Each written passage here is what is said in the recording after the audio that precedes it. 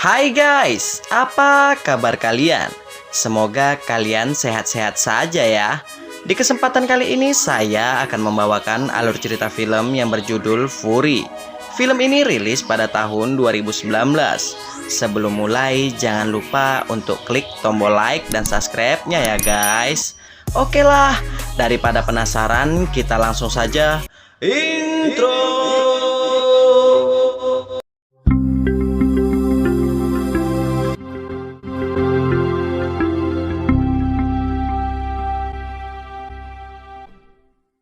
Di awal film kita akan diperlihatkan sebuah desa kecil. Di sana terdapat seorang wanita yang bernama Pong yang bekerja sebagai penagih hutang. Sedikit informasi, Pong ini merupakan mantan seorang gangster. Sebenarnya pekerjaan Pong ini sangat tidak disukai oleh para tetangganya karena Pong menagih hutang dengan cara kekerasan. Setelah pulang kerja, Pong tanpa sengaja bertemu dengan anaknya yang bernama Mai yang baru pulang sekolah. Naasnya Mai selalu dibully oleh teman-temannya karena pekerjaan ibunya sebagai penagih hutang. Setelah sampai di rumah, ternyata Mai memiliki ambisi untuk membuka peternakan ikan suatu hari nanti. Pada malam harinya ada seorang pria yang menggedor-gedor pintu rumah Pong. Ternyata pria ini tak terima terhadap Pong karena Pong memukuli adik pria ini hingga babak belur. Disinilah Pong memberi pesan ke Mai agar menjadi wanita yang kuat. Di saat makan malam, Mai mengatakan ke ibunya bahwa ia ingin berhenti sekolah. Mai berencana akan memulai peternakan ikannya dari sekarang. Selain itu, Mai juga malas datang ke sekolah karena ia sering dibully oleh teman-temannya. Namun Pong tak setuju dengan perkataan Mai karena menurut Pong, Mai harus tetap sekolah agar menjadi wanita yang lebih baik dari dirinya. Sebelum tidur, Pong teringat masa lalunya. Di saat ia hamil, ternyata pacarnya tak mau bertanggung jawab. Karena hal itulah, Pong pergi ke desa kecil ini saat ia masih mengandung Mai. Keesokan harinya, Pong pergi ke pasar bersama Mai untuk menjual anting milik Pong yang merupakan pemberian ayahnya. Tak berselang lama, ada sebuah insiden kecil, yang mana ada seorang ibu-ibu menuduh Mai mencopet dompetnya. Di sini, Pong menyuruh Mai untuk memeriksa semua kantongnya. Karena hal ini, Mai kecewa dengan ibunya yang tak percaya dengan dirinya. Karena kesal, Mai pun pergi ke pinggir sungai. Sedangkan Pong membatalkan untuk menjual antingnya. Sebelum pergi menjemput Mai, secara mengejutkan Pong melihat Mai diculik oleh dua orang pria. Karena hal itu, Pong mencoba menyelamatkan Mai. Namun tak semudah itu. Pong harus melewati rintangan demi rintangan. Hingga pada akhirnya Mai dibawa oleh kedua pria ini menggunakan sampan. Namun Pong tak menyerah begitu saja. Pong terus mengejar para penculik ini menggunakan sepeda motor. Sialnya di saat pengejaran, Pong harus menghadapi satu orang pria yang menyerangnya.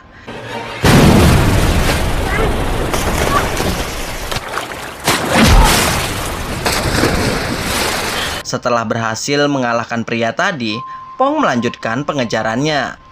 Hingga pada akhirnya sampailah Pong di desa sebelah. Di sana Pong bertanya ke para warga tentang keberadaan anaknya.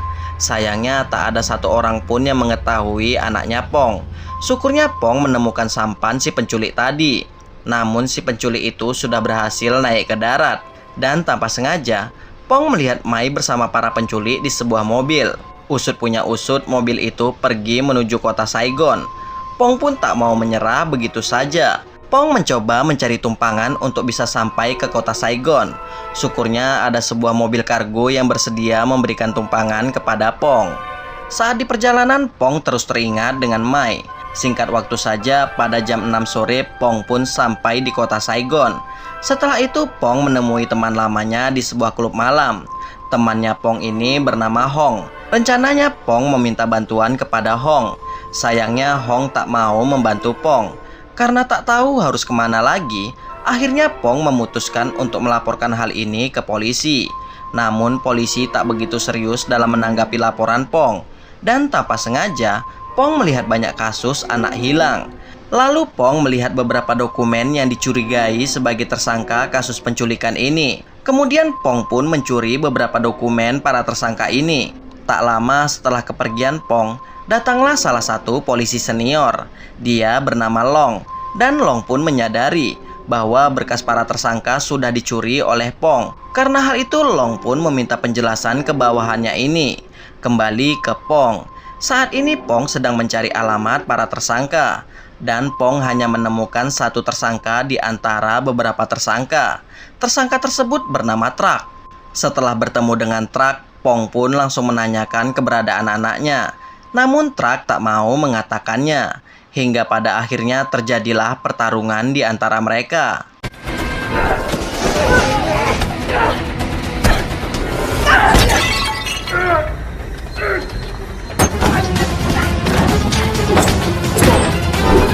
Setelah berhasil mengalahkan Trak, Trak pun mengatakan bahwa anak-anak dibawa oleh sebuah mobil sampai ke sebuah toko kelontong, yang mana di depan toko kelontong itu terdapat jerigen kosong.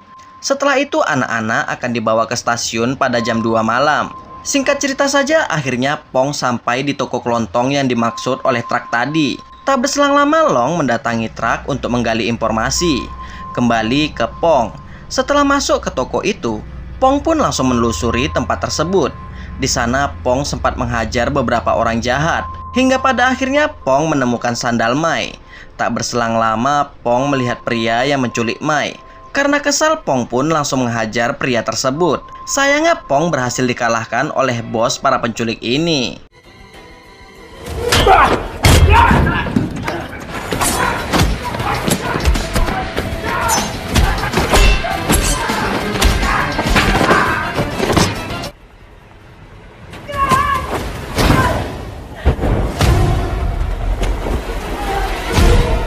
Namun sebelum Pong pingsan, ia sempat mendengar percakapan bos penculik ini.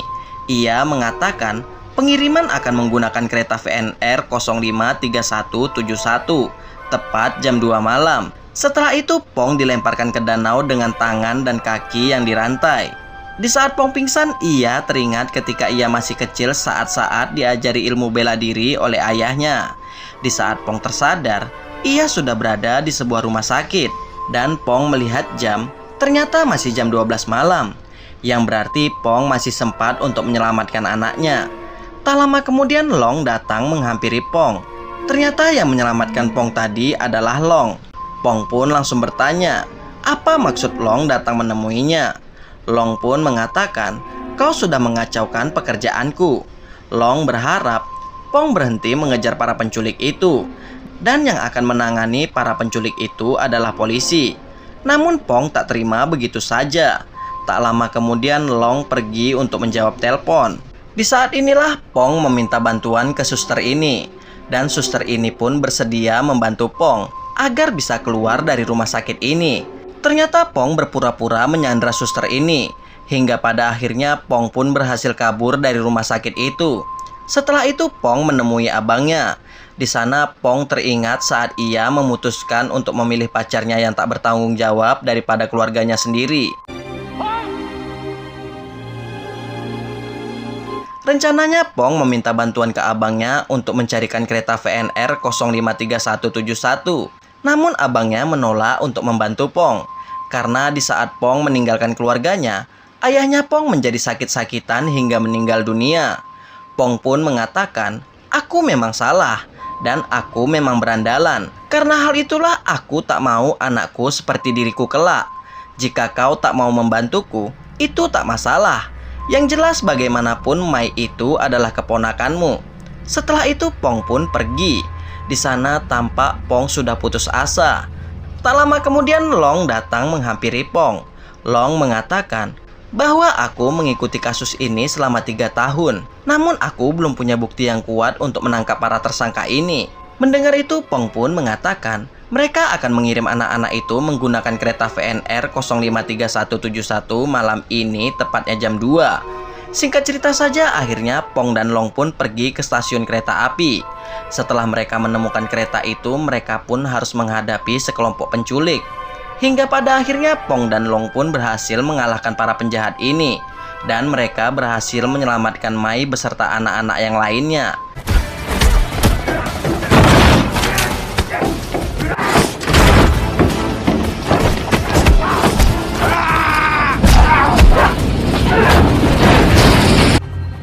Cũng lì quá ha.